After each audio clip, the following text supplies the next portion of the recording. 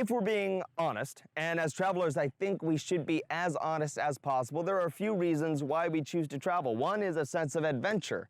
The other is to get to know other cultures and other people around the world. One big motivating factor for a lot of people who do deep travel, for a lot of people who relocate like I did, is because it's cheaper. Now, ignoring temporarily the very important ethical, moral, and power quandaries that come with that, and that is an important conversation to have, that come with that economic difference. In this video, I want to show you where I live and tell you how much I pay in rent, and maybe give you some information about what rent looks like in Hanoi if you're looking to move here. I live in the Tay Ho district of Hanoi. That is the West Lake district, so called because it is on the beautiful West Lake. It is Hanoi's version of, I'd say, Williamsburg. It is not the Upper East Side where you have your super wealthy Vietnamese, you've got your people who don't want to mix with other people. It is this mesh of up-and-coming Vietnamese, of expats, of the diplomatic corps. There are a lot of embassies in this district. It's a very interesting and actually very Western bubble in Hanoi, and it's a very beautiful district. It comes with its own set of problems, but that is where I have chosen to settle. I live right over there on the other side of that temple, so let's take a look. The houses in this district are built like fortresses, and ours is no different. A thick green gate separates us from the outside world, which leads to a beautiful 4-story home. I'm not sure what you would call this architectural style. It's probably some sort of fusion. Mind the barbed wire that rings our complex. We have heavy wooden doors that are always locked, even when we're inside, and that's a South African affectation too. My roommates are from South Africa, and they still have a problem with home invasions there. There are heavy iron bars on all of the windows, although they make them look fairly pretty. We have a living room, a TV, which seems to primarily play America's Next Top Model. I'm not sure why that is. The neighborhood's quiet, except when it's not. And we have a beautiful kitchen, a full kitchen with a stove, which is still a rarity in a lot of houses. There's a downstairs bathroom, my bathroom, which gives off Harry Potter vibes. The stairs lead up to the second story where 2 of my roommates live. And on the left, we have just a small little office. We could outfit it for another roommate if we wanted, but 5 people in a household is a whole lot of people. And then on the 3rd floor, I live on the left and my roommate lives straight forward. This is what that room looks like when it's empty. A strange affectation of the house is that there is no wall. So she lives with a curtain, but we're all adults and we make it work. On the 4th floor, there is a washer, and then a laundry room with a dryer, and a door that leads to a beautiful, beautiful patio that could be used for entertaining or yoga, but quite frankly, we don't use it a whole lot. And this is my room, about 10 feet by 10 feet, which is a very comfortable size for me. So what does it cost us to live in this Xanadu?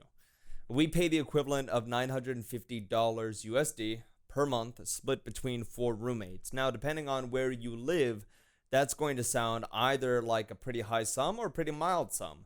Me, coming from New York City, $950 for a 4-story house in the nicest district, or one of the nicest districts in the capital city of a country, sounds pretty freaking amazing.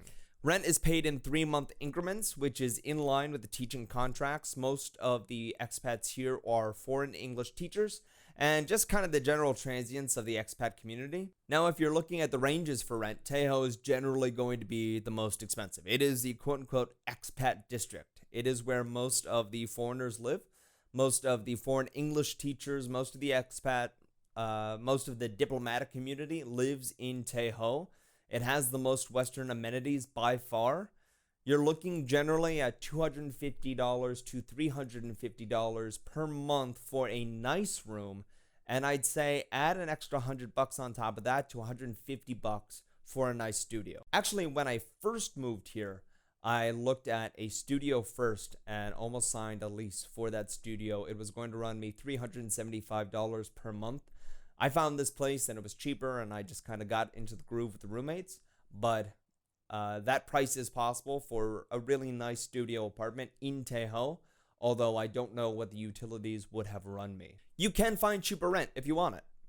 The further away from Tay Ho you get, the cheaper your rent gets. Ba Ding and north of Ah Ko are roughly similar to Tay Ho. Hon Kiem and Khao Zie, you're looking at about $150 to $200 per month for rent. And in Hai Ba Trung, Long Bien, and Dong Da, which are kind of the pulsing heart of Hanoi, you're looking at even cheaper. Also, generally, the further away from Tay Ho you get, the more you enter genuine Vietnam. If we're calling a spade, Tay Ho is a Westerner bubble.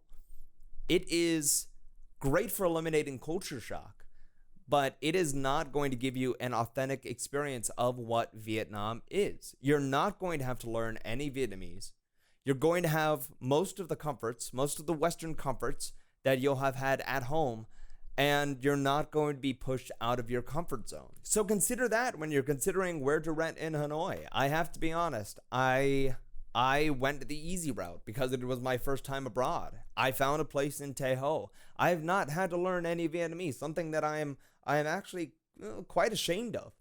And I have not had the type of culture shock that I would have had I moved to any other city besides maybe Saigon.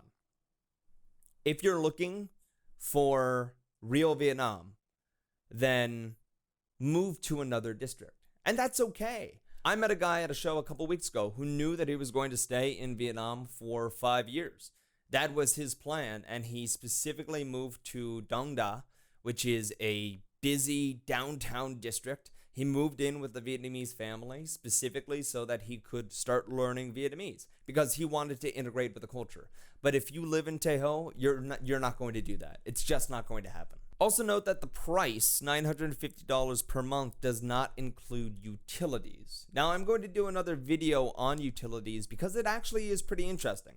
As a foreigner, there are some curveballs that you may not expect. And that being said, electricity generally runs us about $100 per month for a 4-story home split between 4 people. Water runs us about $30 a month. Gas for the stove runs about $15 a month. Cable is $5 a month, and our internet bill is also about $5 per month. Yeah, so you have to factor in your utilities into the overall cost, but the further away from Tay Ho you get, the more likely you're going to get a deal where your rent includes either electricity or water or some of your other utilities, so you're paying even less. What questions do you have about renting in Vietnam or Hanoi? What questions do you have about life in Vietnam? I'm living here, so I'm probably in a good position to answer them. If you want to continue to follow my travels, consider following me on Instagram and Twitter. I post there once a day, and consider subscribing to this channel because I am going to continue posting videos of life in Vietnam because life is way too short not to check out what's going on the other side of the planet, I think. All right. Thanks for watching.